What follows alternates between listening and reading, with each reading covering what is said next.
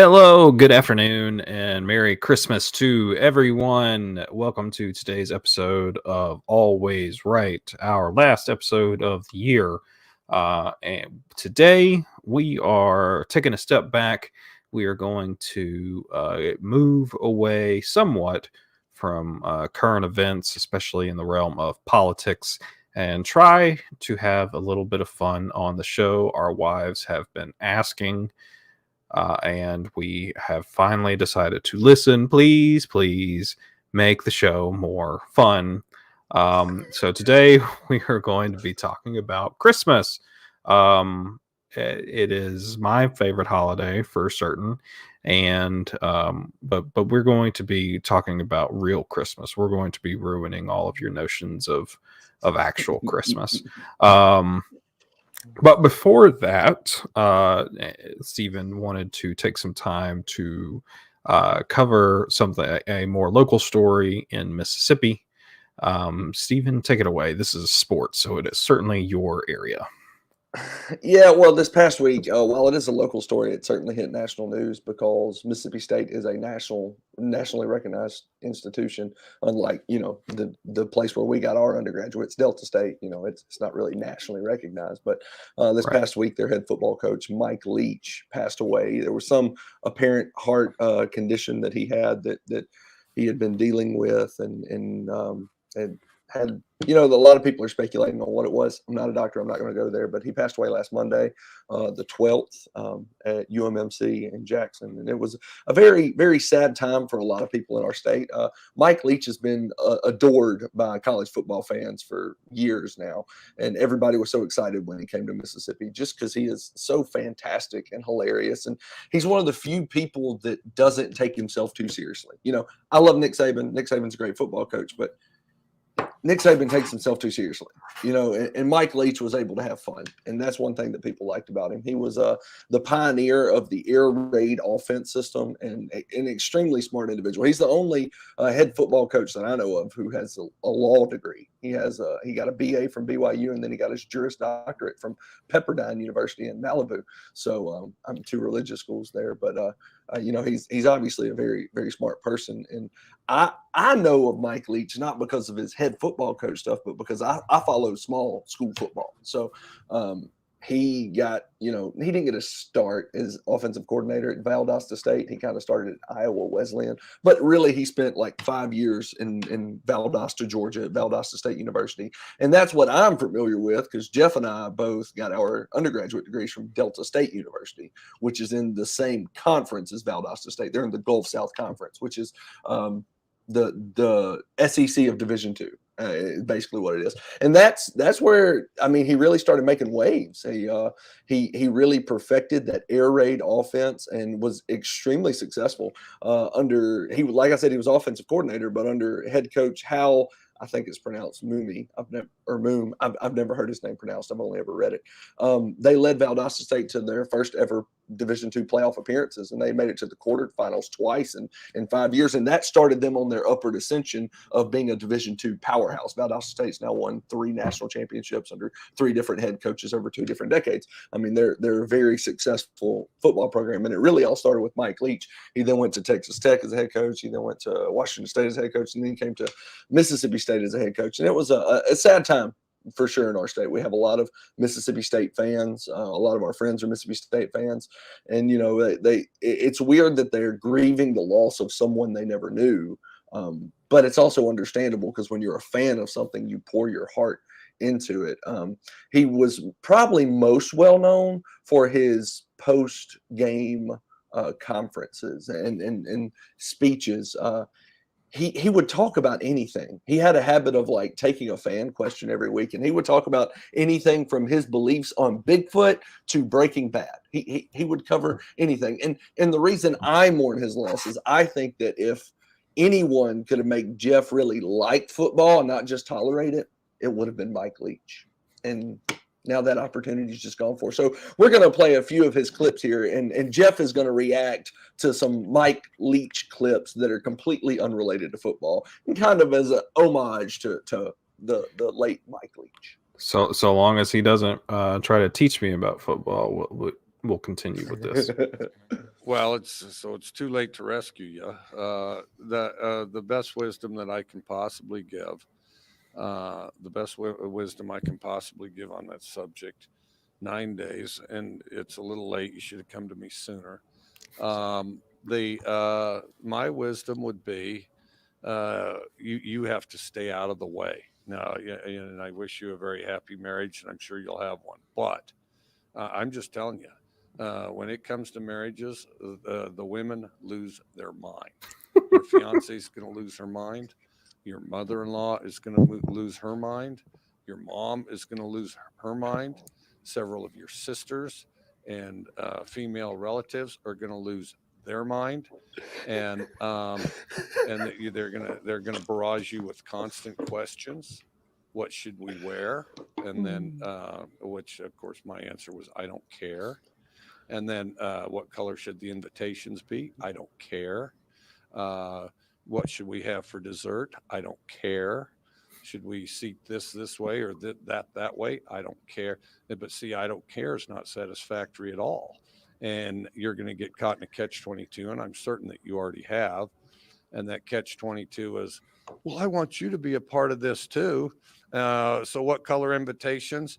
Um, all right, the blue ones. Well, I kind of like the tan ones. Okay, the tan ones then. Oh, you're just saying that because you want this over with. You're not even thinking about it, which is of course true. And then, well, what do you want for dessert? I was thinking of strawberry shortcake. Oh, okay. Yeah, strawberry shortcake would be good. Well, what about the blueberry pie? Well, I like the blueberry pie. We could have the blueberry pie. Well, I thought you said you wanted the strawberry shortcake. That's And good. it's just going to go back and forth, and they're going to keep away from you until after you're married. So, what you need to do is you need to work late hours, work late, be very nice and supportive, and but they're going to play keep away from you, and there's no answer you can give that is going to be satisfactory or correct. And if you successfully please a few of them, the others will still be, oh well, I just don't feel like he's that interested. Yeah, okay, so you need to work late, go in the back room and read a lot of books. Uh, uh, you know, you have to go take the groomsmen out, so you make sure that they march in just right and they know exactly, these swell outfits that you picked out or whatever, however you're doing it. You can And stop it there. always That's go good. low. What do you think? What do you think about that, Jeff? I mean, my wife is notorious for not making decisions and kind of being fine with me taking the reins on stuff. Yeah. So I was fortunate in that. But no, he's right.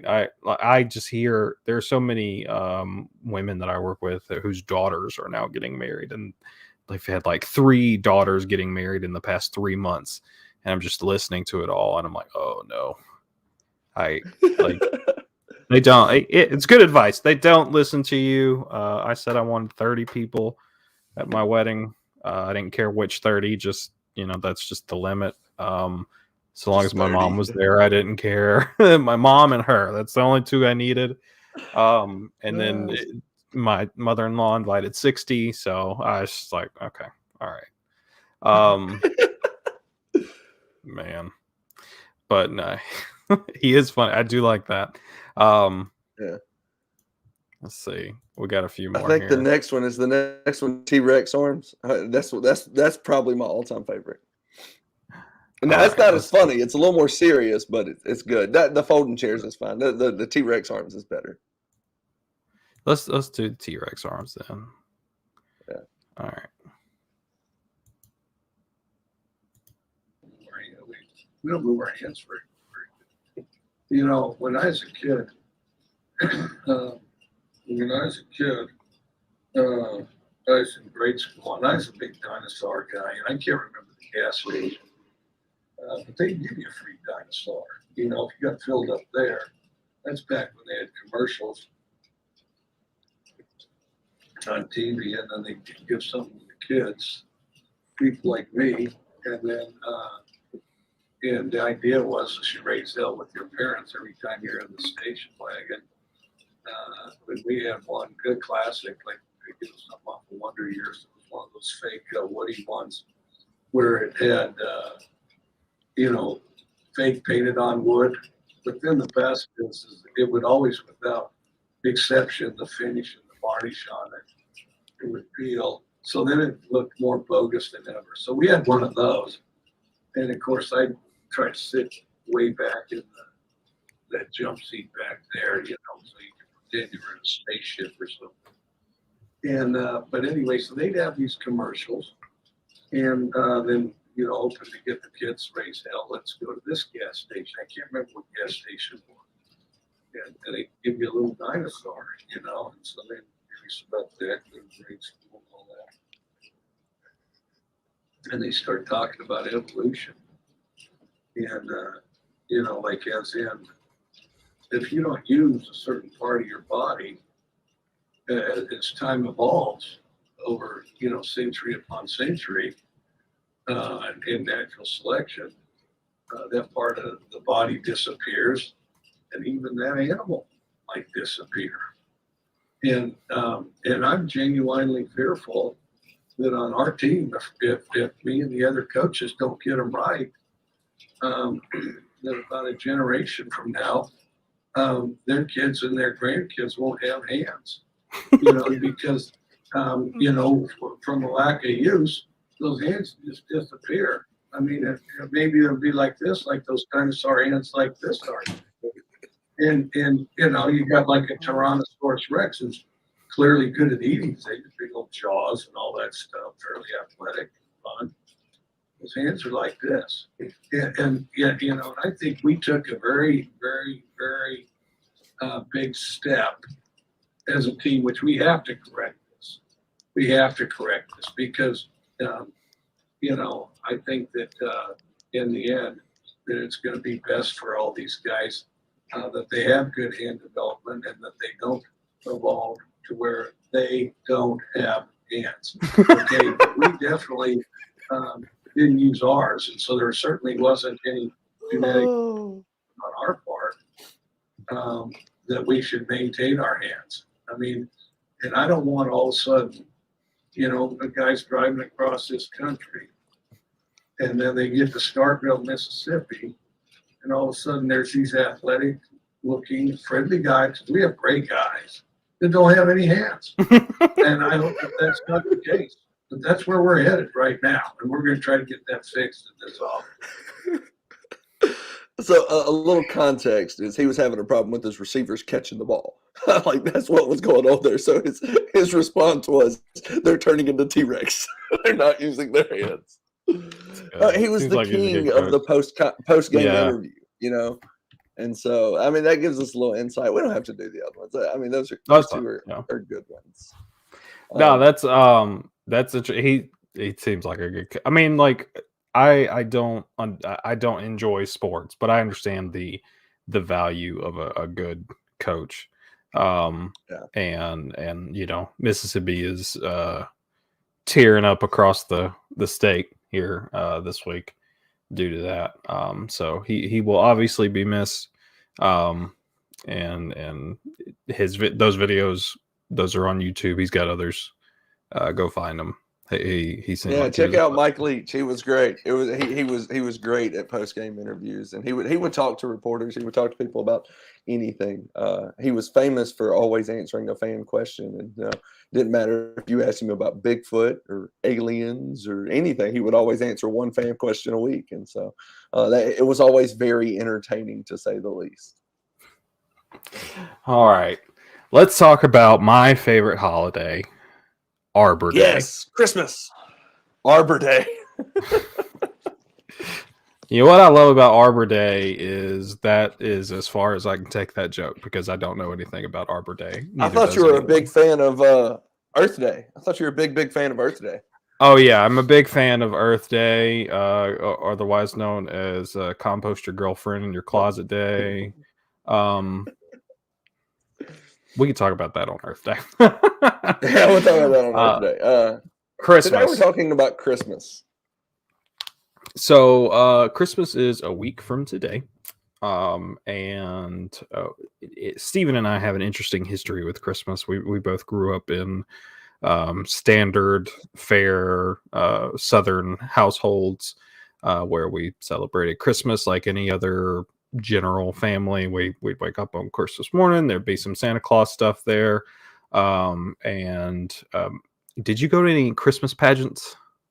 Were you in any Oh Christmas yeah. pageants growing Yeah. up? Oh yeah. Every grade had a different Christmas pageant every year. So, My 6th grade year, I was Papa Bell in the school Christmas pageant, like Christmas cantata, whatever you want to call it. You know, the did you Christmas do any program. church ones? I was Papa Bell. Did you do any church ones? Oh, I don't. Well, you know, Christmas is the day you go to church, and so Christmas and Easter we always went to church. I did do some like readers theater stuff for Christmas, kind of, you know. Yeah. So I did do some smaller productions for Christmas. Yeah, I mean, I So I would went say to a again a stereotypical Southern household. Yeah, I went to a small Methodist chapel. That's where Mhm. my family attended, and we went on days that weren't Christmas and Easter. So you know, you have two What? groups of Huh? people. Yeah, I know you have two groups of people growing up in denominational churches. You have those that only go on Christmas and Easter, and those are the lucky kids. And then you have the families that go more often than that, maybe even every week, which seemed like Whoa! that was our life. And those kids are the ones that are actually in the Christmas pageant, and the other kids just come and watch. And just say, what are they doing to you?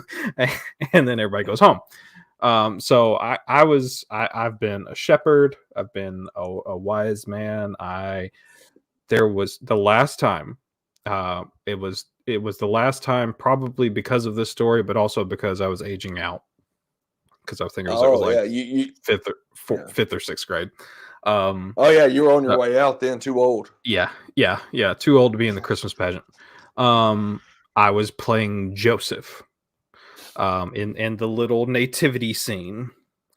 And Yeah. fortunately, this was a year where we did not have a live baby Jesus. It was just a little And just so people baby doll. wonder, yes, if someone in the congregation has an infant, baby Jesus is an actual Yes. baby. Yeah. We're So referring. that depended It's on whether. legitimately Yeah. like a Four Christmases situation with Vince Vaughn and Reese Witherspoon. Like it's Right. legitimately like that. And Right. yeah, If you know, if you we were might a play a member of the different Joy to the World. right, if you're a member of the church and you have a baby that year, that baby is probably going to play baby Jesus. If not that year, then the Oh, next year. In the Christmas pageant. But this was not one of those years. We had a doll, thankfully. So this was before I was in band or any other sort of choir or performance adjacent thing, and we had not yet learned about locking knees. And so I was playing Joseph, and we were about to start singing songs after the nativity play thing was over. And my nerves must have gotten to me, and I threw up during the nativity scene on baby Jesus. And so I mean, everybody noticed, so it wasn't like super subtle, but as subtly as possible, left the stage to go back to the kitchen, and my mom helped get me cleaned up so that I could come back out for the singing number. Yeah, so that was the last time I was involved in any of the nativities, the pageants. Stephen and I, in our current forms, we don't celebrate Christmas as a religious holiday. We oh, you we must not enjoy be a Christmas. Christian, Jeff. You know what? There are conversations around this country being held right now about whether the fact that Christmas actually falls on a Sunday is reason enough not to have worship on that Sunday. You know, so that is ridiculous. where we are as a society. So Yeah. I am thankful that our society celebrates Christmas. It is a Christian affiliated holiday. It is good to have those. But if you are one of these families that only attends on Christmas and Easter, and that is why you attend your worship service, because Junior is in the play, then I think we need to, as a society, have a conversation about what worship at the church building with your brethren is for. Yeah. So we don't do much special for Christmas. We might have a Christian. I mean, and there's nothing wrong with having a Christmas themed sermon lesson, but by and large, it doesn't affect our worship services. No, we're not going to have a great big cantata. We're not going to have a nativity on the stage. We're going to come in and we're going to have worship like we have worship, because it is the Lord's day, and we're going to worship Him that day, and that's how we view it. Like you said, there might I know there's not going to be a Christmas themed sermon this year. Right. I know a guy. I'm saying that churches that do is not a problem. Yeah, that's not a problem. Yeah. So people could accuse me of taking the Christ out of Christmas, and that's fine, because I know the origins of Christmas. It's not a Christian holiday. Like it was a pagan holiday that they Christianized to convert people, which okay, I don't have a problem with that, whatever, but it's not a Christian holiday. Jesus wasn't born in December. By all indication, He was born in the spring or the summer. So not Christmas. Let's talk about that. We're not going to. We are here to, because we're know-it-alls, admittedly. Yes. We actually researched the history behind things like Christmas, and now we're going to bore you with the details. So Stephen says that Christmas did not originate as a religious holiday. That it is not really affiliated with the birth of Christ. I personally don't care if you want to have a lesson about the birth of Christ around Christmas time.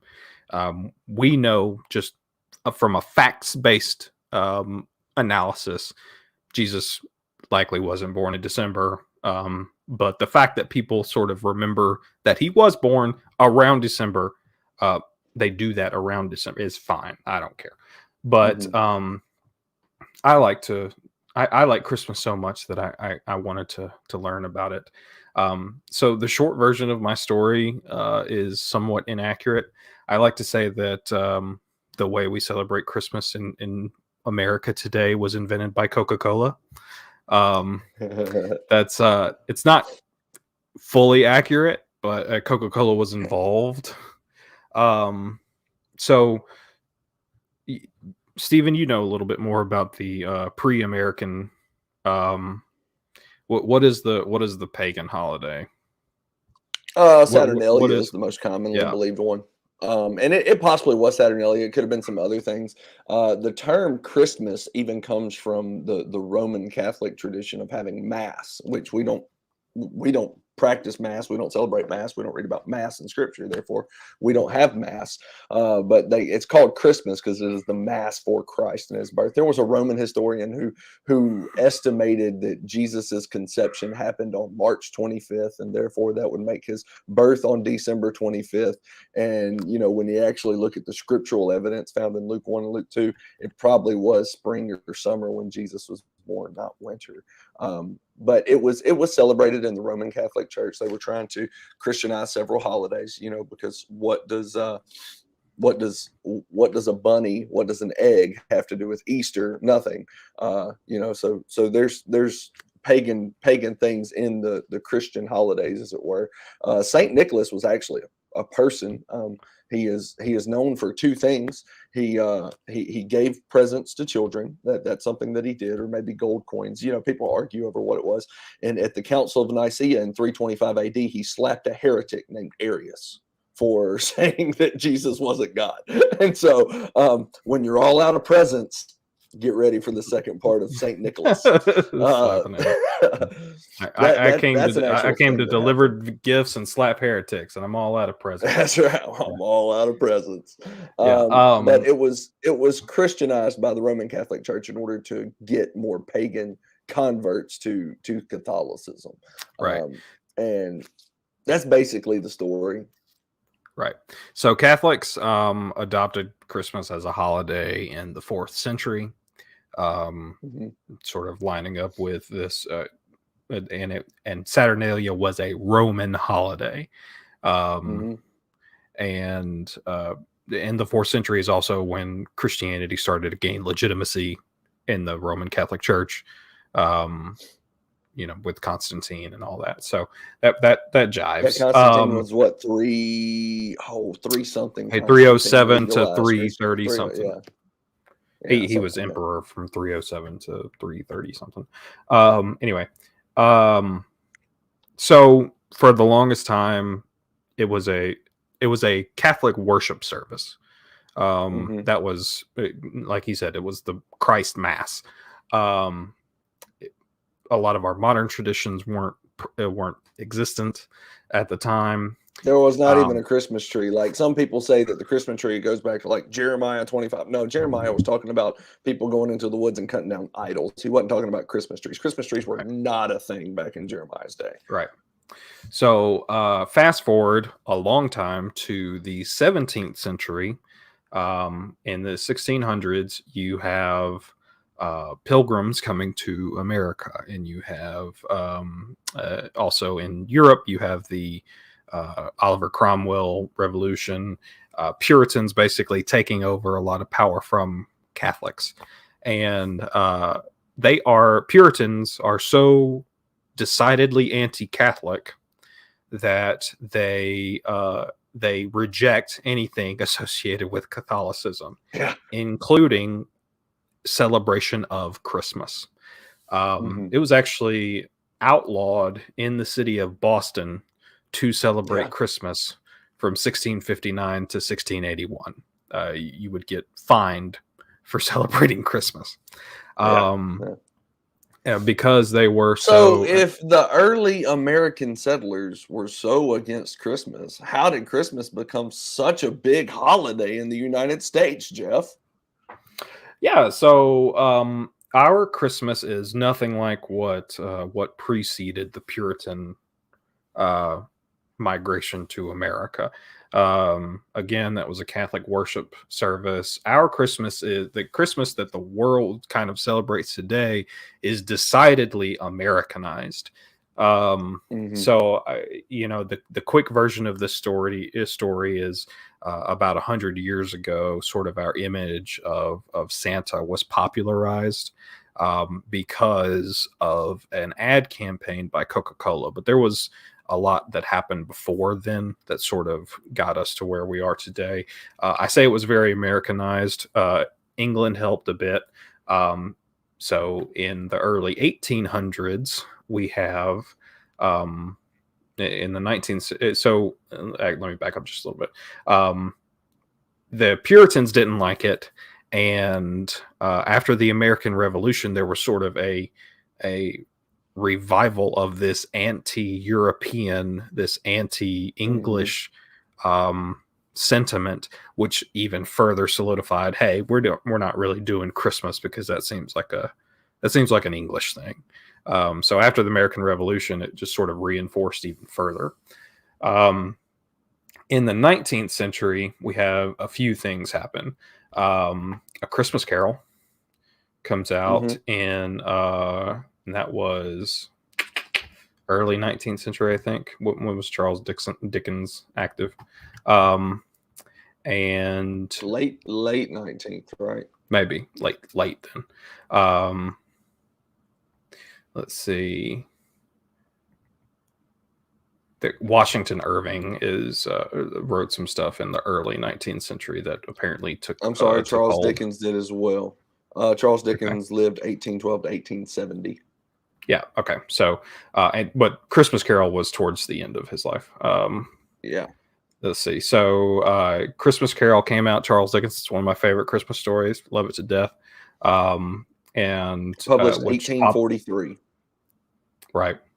And then let's see here, the very popular poem, An Account of a Visit from St. Nicholas by Clement Clark Moore, otherwise known as 'Twas the Night Before Christmas, came out in 1822. That's early 19th century. The 'Twas the Night Before Christmas is where we actually get our modern image of Santa. That's where he's described. Red coat, jolly face, rosy cheeks, big beard. Yeah, before that was not the picture of Santa. I mean, even if you went back to Romantic literature in like the Germania area, I wouldn't say Dutch, yeah. Germany, but Germania, It's Dutch, you would find things like Krampus. You wouldn't find Santa Claus, but you would find some evil elf that ate children that were bad. Sinterklaas. So that's where you sort of get your iconic image, and that again, that was popularized in Europe. It really And so didn't we're catch just on. talking It 200 took years time. ago. Yeah. And then in 1881, the first sort of immortalized image of this Santa that's described in 'Twas the Night Before Christmas is drawn, and it's by a political cartoonist named Thomas Nast, and this is the guy that sort of popularized the idea of Democrats as donkeys and Republicans as elephants. And so he was a very prominent political cartoonist in America during the Civil War.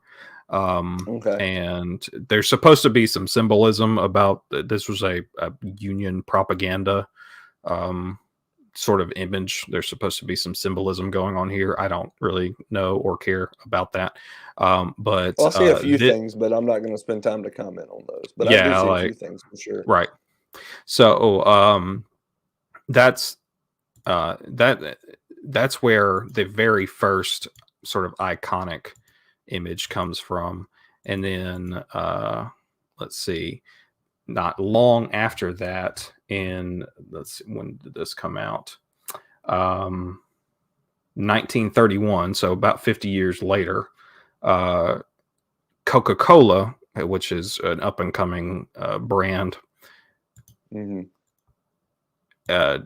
starts an ad campaign and hires Haddon Sunbloom to create an oil painting of Santa. Again, in line with 'Twas the Night Before Christmas. They say, give him a Coca-Cola bottle, make him, rosy cheek. And by happenstance, this was Coca-Cola's coloring scheme, red and white. Yeah. Look at that. So yeah, this is like many of you have probably seen this image before. This was one of the first images of what we sort of consider to be iconic for Santa. And so like Coca-Cola sort of became synonymous with this image of Santa Claus, and they pump out a big ad campaign every Christmas, and it's almost like that's why I call it the Coca-Cola holiday. And that's sort of the history behind Americanization. It was also it was on it was the Night Before Christmas and Christmas Carol, those two pieces of literature that sort of turn Christmas from where it used to be either a Catholic worship service or also kind of a hedonistic feast. One of the two, or one or and both. Two. Yeah, both. Yeah. Typically, like they would get together and they would just eat. They would do that, and it sort of switched it to a family oriented. Christmas became the family holiday. It became a time where we sort of give gifts, especially for the children, in line with the Christmas Carol. And yeah, so a lot of our modern traditions and the reasoning behind our modern traditions are really just revisionist history. Well, we give gifts because the wise men brought gifts to Jesus. No, that's really not why we give gifts. We didn't give gifts for hundreds of years. So no, that's not why. There's a lot of revisions. Now, having said that, I don't have a problem if you read Luke 2 on Christmas morning with your family, like whatever. That would be a Romans 14 issue. Whatever day you choose to observe it for the Lord. That's fine with me. But our true understanding of Christmas is really only about 100 years old. Yeah. And I love it. I love our modern interpretation of Christmas. I like yeah. Now I went through. Go ahead. I was just gonna say I went through a season of my life where I didn't, like I didn't recognize the day. It was just another day, and I did nothing with it. And that was me kind of finding out the truth about Christmas and rebelling against it. But I've come back around. I think also having a family and having a kid kind of makes you comes back around to things because you want them to have joy and wonder and splendor and majesty and all those things in their life. Yeah, Christmas is just fun. And Steven is fuddy duddy, and I feel for his family. His wife is still recovering from this. She is. She really is. It had a huge impact on all her the time. Yeah. Oh man, yeah. So yeah, I love and it is for all of the all the people who say you need to put Christ back into Christmas, and it is for all of the reasons that are not that. I love the aesthetic. I love I think about things, and this is sort of what we're going to get into just for fun's sake. I think about things that I remember growing up, and there is a very famous in my family picture of me as a baby falling asleep under the Christmas tree. Apparently, that was a thing that I like to do. There was one of my favorite possessions that I have that I actually need to get from my mom because she still has it is a stocking that she had made for me. It's like 2 snowmen skiing on it. These are just the things that we think about. Like everybody has things that they think about with Christmas, and just it gives you the warm and fuzzies. I've been accused of not having those, the warm and fuzzies, but well, I have those. I have I guess it's technically an antique because anything older than 25 years old is an antique, right? An antique locomotive, this little Christmas train that it was broke and messed up. I got it from my grandmother. I'd always put it together at my grandmother's house and put it around the tree and play with it as a child. And then when she passed, like people were like, "What do you want from your grandma's estate?" And I was like, "I want that train. I don't want anything else. I don't care if I get anything else. I just want that train." And I got that train, and like the batteries were left in it and they were corroded. My wife was super sweet, and she bought me another one so that I could fix it. And Gray played with it a little this year and broke it, and I had to take it and fix it, and then I had to buy him his own train. Like, yeah, it was an event, but it's certainly something that I think about every Christmas and something I look forward to is putting my train together. Yeah, that's why I fuss at my wife for not putting up my decorations early enough. Because we love Christmas. So we have a couple other things. Did you want to mention anything else? I don't know. Just it was always the time. I have a medium-sized family. I really have a large family if you consider like all my extended relatives, because like my grandparents were all like one of a dozen. There's a ton of them. Sure. But like it was my more immediate family, like my aunts and uncles and first cousins and all that. Like we still all get together. That's just something we do.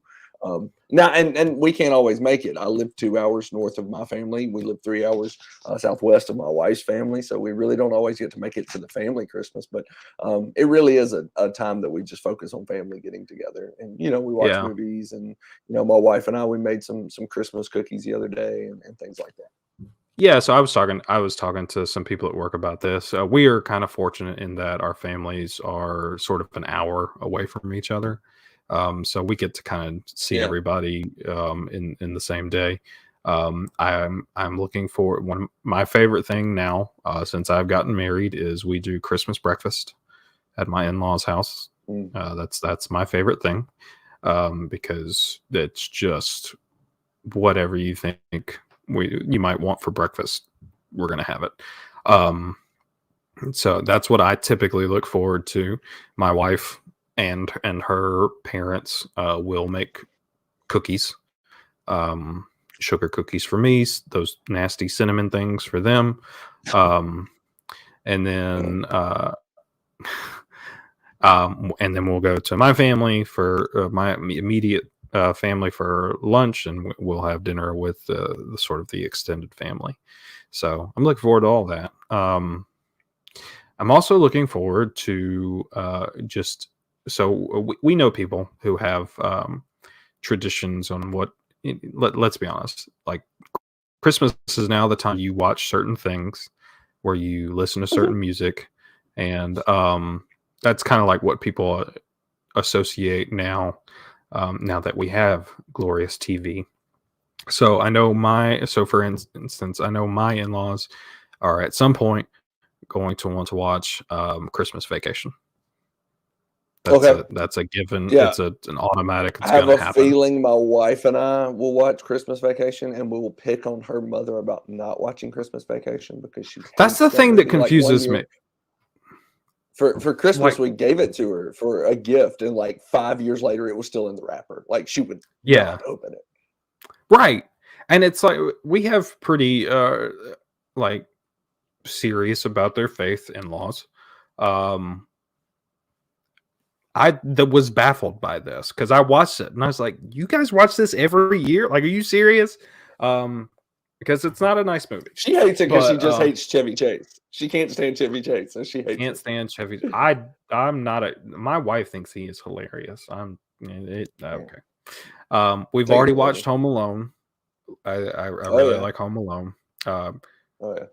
It is kind of. I've realized that Home Alone is kind of boring. Up until the house scene, like where he's booby trapped, everything, like that's what you care about. And I'll say that is one of the few films that I will entertain a serious argument that the sequel is better than the original. I haven't seen the sequel in a while. Argument. It's been a long time. I know what you're doing later. Sure. So, me and my wife, what we like to do also is that we like to watch the Christmas episodes of some of our favorite shows. So we are currently working our way through the Christmas episodes of The Office. It's our favorite show to watch together, and those are some of the best episodes. And obviously we're listening. I've been listening to the classic Christmas radio on Spotify. That playlist. You've been listening to your Pentatonics.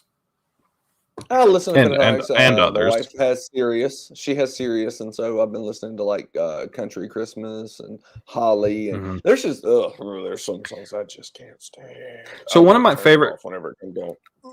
I do not like country music. One of my favorite Christmas songs, however, is a country Christmas song, and I'm not gonna guess who it is because I'll probably get it wrong, but it is the Little Toy Train song. Little Toy Train, Little Toy Truck. Is that? Oh yeah. I don't know the artist either. It's a newer song, right? Is it? Yeah. I mean, it wasn't out when we were kids. It's got to be a newer song. I found a new one that our listeners should go listen to. It's by the band Alabama, who recently lost their guitarist, one of the greatest country music bands ever. It's called Thistlehair the Christmas Band. Sorry. It is Oh yeah, that's what you were singing all day yesterday. You would love it. It's got an ocarina in it, dude. An ocarina. When's the last time you heard an ocarina in popular music? I mean, it's in one of the most popular games of all time. Yeah, video games. It's in music. Legend of Zelda: Ocarina of Time. I know. And that's why I said this is not This is okay. I think it as a country song because I think Alan Jackson covered it. Okay. But it may not have been Alan Jackson, but it's "Little Toy Trains" by Glenn Campbell, and it is not an song. It came out Glenn in Campbell, like 1967 or something. No, not that. Yeah. That's old Toy Trains. I don't know when this came out, but it was in 1968. All right. Well, why don't we talk about the worst Christmas songs ever? Just to go ahead, get those out of the way. Number one. Sure. What's So yours? I have a list, but I have a list that we're gonna go over from. I think this is Esquire. Yeah, but I let's got a let's list hear. too, but I it's know. right here. What's your least favorite Christmas song? Like just the top Do I one. have to say it? Do I have to say it? I know what it is, but the people at home need to know. Mariah Carey, All I Want for Christmas Is You. Like, you want to talk about a harsh burn, okay? The first line of the song is, I don't want a lot for Christmas. And the chorus is, All I Want for Christmas Is You. Am I not a lot? Is that what you're saying about me? It was not Alan Jackson. It was Toby Keith that did a cover of that song. Okay. Anyway. Man, you don't know your country artists. Toby Keith and Alan Jackson sound nothing alike. They do not sound alike, and that I don't know. I don't know what it's been. All right, so All I Want for Christmas Is You. Get that out of there. It's the worst song ever. I'm obviously so not. Oh. That is obviously not the worst song. The worst song, the worst Christmas song is "Wonderful Christmas Time" by Paul McCartney. Oh yeah, that's my second. That's my number two. Yeah, it is. Yeah. Heinous. It is so bad. I thought that was Beach Boys. No, it's Paul McCartney. Okay. There's the Beach Boys have one that I hate too. A wonderful Christmas time. Yeah. All right. So let's see what Esquire had to say. And I see right off the bat you're gonna. I see. Okay. So Little Saint Nick is the one that I'm thinking of. I hate listening to Little Saint Nick. Ugh. Okay. All right, keep going. Sorry. All right. Esquire. Number 20, the worst Christmas songs of all time, as according to Esquire. Number 20 is Pentatonics. That's Christmas to Me. And I kind of agree. I don't like that song. Some idiot made this list. All right, keep going. All right. And then a lot that I just haven't heard before. John Denver, Please Daddy, Don't Get Drunk on Christmas. Sounds like a John Denver song. Okay. I mean, okay. All right. Apparently it's very bad. Bon Jovi at number 18, Backdoor Santa. Again, not heard that one. Number 17 is Oh Holy Night, specifically performed by Christina Aguilera. Okay, I haven't heard her performance of it, but Oh Holy Night, she must have butchered it. She's a great singer anyway. Number 16 on this list is Maroon 5, Happy Christmas, parentheses, War is Over. I think this is this is the John Lennon song as covered by Maroon 5. John Lennon had a Christmas song. Yeah. And I can think of that one in my head. I think that's a trash song because I don't like John Lennon. But number 15, we might find this one offensive, is Duck the Halls, which is the Duck Dynasty guys. Oh, man, that is Santa great. Looked a lot like Daddy. So we did a Christmas float several years ago in our local Christmas, in our local town, and we won the best Christmas float.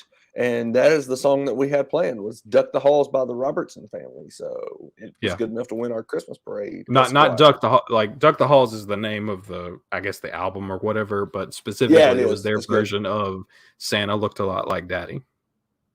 It wasn't that bad. I mean, it wasn't as good as the original, but anyway. Number 14, I think you might agree with this one, is new song, The Christmas Shoes. It's okay. All right. I used to like this song. I used to like this song, but it is a manipulative song. Yes. Mixed feelings. Like it's All right, so number 13, Joel Gray, I'm going to put some glue around the Christmas tree, parentheses, so Santa Claus will stick around all year. That does sound funny. That sounds hilarious.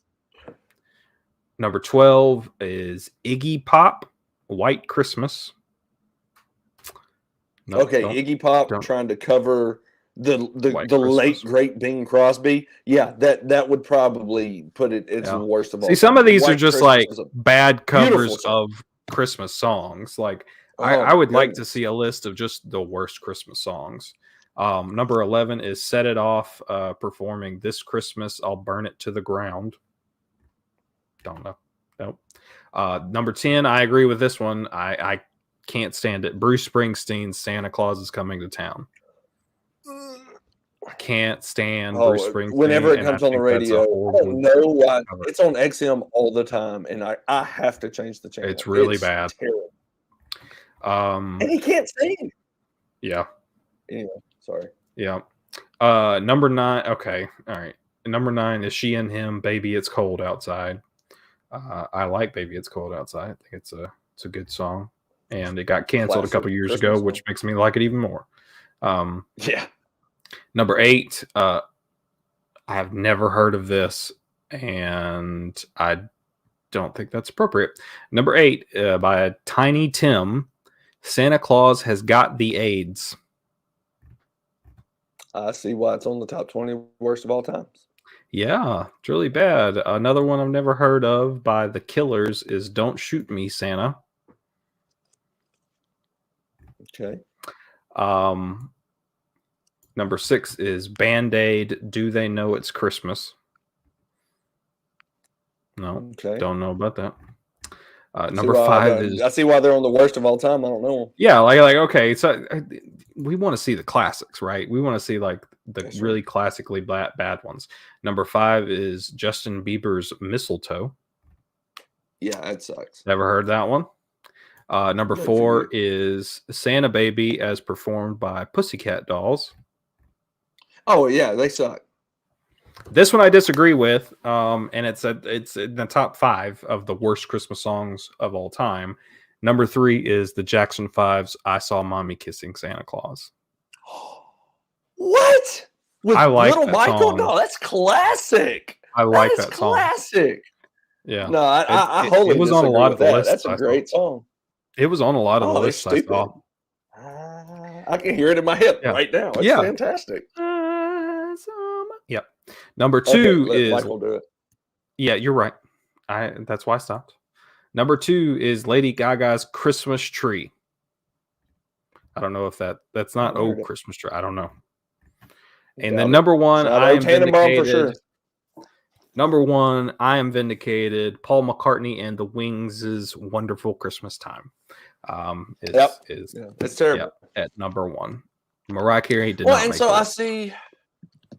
But also, That's this was made by stupid. Esquire. These people love Mariah Carey. I mean, for They sure. love Mariah Carey. Yeah, I mean, they Yeah. didn't have Beach Boys' Little Saint Nick on there either, and it's stupid. I see having. And so, you realize that same song was on there twice, What? and the Pentatonics did it better. They did it better. What are you talking about?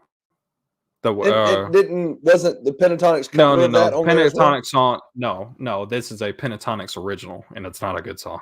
Oh, okay. Yeah. Well, I know you've got it. Go find it after this. That's Christmas to Me. I guarantee I have it on my phone. Oh yeah, it was That's Christmas to Me.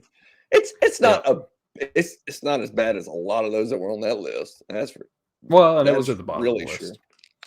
Yeah. So I would put some of my favorites in the top that people don't like. I love Dominic the Donkey because it's funny. I love I Want a Hippopotamus for Christmas. It's a cute, funny song. The people put that one on a lot of the worst lists. Oh, I love it. Worst It's so lists. it's I so like it. cute. I like it. It's just it's a cute little song. And probably Dominic the Donkey. Dominic the Donkey. But if they do that, we can just say they're racist against Italians. What are some other ones that's really probably my only anything done by Burl Ives is going to be fantastic. All the Burl Ives stuff is just wonderful. I can't tell you how many times I've listened to White Christmas. I mean, my wife is a huge Bing Crosby fan. And so we listen to what we watch White Christmas, we watch Holiday Inn, we watch a lot of the classic claymation movies. That's a big thing for us. Yeah. Rudolph. I like Rudolph a lot. Yeah. That's what the dentist on it. The elf dentist. Yeah. Let's see. And see, so what we talking about was we talk about how you like to look at what all the worst songs are, but what all the best movies are. Mm-hmm. We don't have Yeah. time, we don't have What are time to the go through all best Christmas movies? 50 of All right, these. so no, we don't have time to go through all this, but we've got to settle it right now, Jeff. Die Hard. Oh gosh, who Is it a cares? Christmas movie? Who cares if Die Hard is a Christmas movie or not? It's on this list, so. Well, so my opinion of that has changed because of the music that I listen to. Because I've listened to so many Christmas albums and so many, different playlists, and every song that mentions Christmas, they make a Christmas song. What's that stupid Taylor Swift song? Last Christmas. That's not a Christmas song. There's nothing Christmassy about that song. I mean, it's not. But Taylor because Swift it says song either, "Last Christmas, I gave you my heart," like it's a no, Wham it's not song. a Christmas song. Yeah, it's the Wham song, right? But everybody knows it for Taylor Swift. Oh, I know it for Taylor Swift, but it's the Wham song. Well, What I mean, else is and in- like I they do was that with listening movies to- too. Like so, Yeah, on Stevie this Wonder. list, I just called to say I love you. Fantastic song, not a Christmas song. Not a Christmas song. And so I'm starting. I might change my opinion on Die Hard. Oh yeah, it's on. Well, I'm going to say they've got some clearly not they've got some clearly not Christmas movies on this list. Harry Potter and the Sorcerer's Stone is on this list. Like because they celebrate Christmas in the middle of the film. Like it's the whole year. Of course, it's not like it's so stupid. Lethal Weapon is on here. Is that take place during Christmas? Sure does. Lethal Weapon is a Christmas movie. Is that the rubric as long as it takes place during Christmas? Yeah, if it happens during they deal with Christmas trees. The opening scene, he's selling Christmas trees to like drug dealers. It's been a long time since I've seen Lethal Weapon. Well, that's a different. In the opening scene, she's doing cocaine in a hotel. That's what the opening scene of Lethal Weapon. I thought that was the second one. That's the first one. No, because that's the South Africans. I thought. Anyway, keep going. Anyway, let's see here. Die Hard 2 is on here. Does Die Hard 2 take place during Christmas? I haven't seen that one. Dude, do you know how long it's been since I've seen Die Hard 2? I only watch Die Hard every year during Christmas. I don't watch Die Hard 2. Trading Places? Like with Dan Aykroyd and Eddie Murphy? Mm-hmm. Is that a Christmas movie? Takes place during Christmas. Okay. Bridget Jones' Diary, never seen it. Nightmare Before Christmas, you got an argument. All right, number 20 is The Muppet Christmas Carol. And these are the best, right? Yeah, these are the best. Okay. 19. Yeah, the Muppet Christmas Carol is incredible. Yeah, 19 is Carol. It came out in 2015. Yeah, I don't know. It's a Christmas Carol. Oh, Carol, the movie. Yeah. Oh, okay, sure. Number 18 is Shop Around the Corner from 1940. Number 17 is In Bruges. 2008. It looks like it's got Colin Farrell in it. 16 is Miracle on 34th Street. Oh, yeah. 15 this. Oh. Yeah, 15 is one that seems like it might not be, but I think it is The Chronicles of Narnia, Lion, the Witch, and the Wardrobe. That is a Christmas movie, I feel like. The first half of it does change. Number 14, 8 Women from 2001. Never heard of it. Number 13 is Scrooged. Yes, fantastic. Well, that's Bill Murray, right? Yes. Number 12 is Batman Returns. Which that's one of the takes place during Christmas movies of all. Yeah. Number 11 is Charlie Brown Christmas, obviously. 11? Number 10 is Kiss Kiss Bang Bang. Val Kilmer and Robert Downey Jr. Dude, what list is this? This is awful. This is timeout.com. I don't know. Timeout is stupid. Keep going. Well, Rotten Tomatoes was stupid too. I'd never heard of half those movies. Number 9 is The Snowman from 1982. Looks like a cartoon. Number 8 is Edward Scissorhands. Was that a Christmas movie? Yeah, I mean, again, if it takes place during Christmas.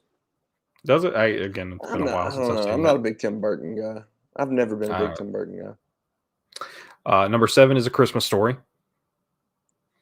Oh. Number 6 is Home Alone. Number 5 Okay. is Bad Santa. That's kind of like Christmas Vacation. I kind of like, probably shouldn't like that one, but I do. Yeah, I've never Number seen it. 4 is Elf, which I think is a little bit overrated. Yeah. Number 3 is Gremlins. Number 2 is Die Hard. And number 1, this is how you know it's a good Christmas list, is It's a Wonderful Life. Okay, so Jeff, next year we're making a list of the actual. We're going to top make our own 20 best list? Christmas Yeah. movies. Like Santa Claus, Santa Claus was number 49 on this list. Yeah, that's ridiculous. The Santa Claus is awesome. Melon. It is. I love the It is Santa Claus. So creative, just completely reinvent the story. I love it. The fact that in the top 20, I didn't hear Holiday Inn or White Christmas. I mean, Holiday Inn was further the down. Scores alone.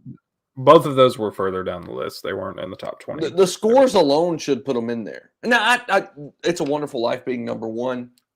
I get it. Yeah. I think we need to watch that every year and have the yearly reminder that life is important and our life is good. That is, that's a great message.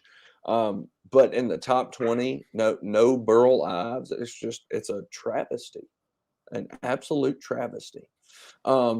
Yeah, the Santa Claus not being in there, that's inexcusable. Elf being number 4. I like Elf. I watch Elf every year. I think Elf 4? Elf is the Avatar of Christmas movies. It just took off. It was competent, and it took off, and it just blew up way more than it had any right to. No. Okay, so Elf is good because Jon Favreau had a clear vision, and he would not depart from that vision. He wanted to open with an old school claymation film. He wanted to open in this magical world, and so they did it old school claymation. He wanted to not use CGI in order to make Buddy the Elf bigger than everybody, so they used forced perspective. No, that's a fantastic film because Jon Favreau had a very clear vision of what he wanted out of that film.